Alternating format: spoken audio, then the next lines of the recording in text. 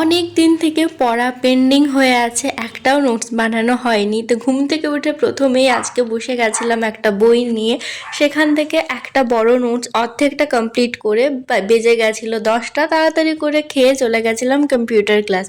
রবিবার এখন 10:30 থেকে 1:30 পর্যন্ত কম্পিউটার ক্লাস থাকে। তো বাড়ি আসতে আসতে প্রায় 1:45 হয়ে গেছিলাম। লাঞ্চ করে আবারও চলে গেছিলাম শপিং করতে। শীতকালের জন্য ভাবছিলাম একটা সোয়েট শার্ট বা হুডি নেব। তো এখানে গিয়ে দেখছি সোয়েট শার্টের কালেকশনগুলো বেশি ভালো ছিল, আর এগুলো কয়েকটা টপ দেখছিলাম। টপ সেই সাথে টি শার্টের কালেকশনও কিন্তু ভালো ছিল।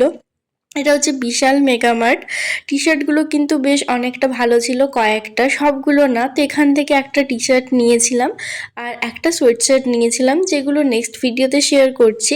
খুব একটা শীত যদিও এখনও পড়েনি, এখনও পর্যন্ত কিছুই ইউজ করতে হচ্ছে না। সকালবেলায় কলেজ যাই 7:30 8টার দিকে, বাট তখনও ঠান্ডা লাগে না। চলো দেখা হচ্ছে অন্য ভিডিওতে।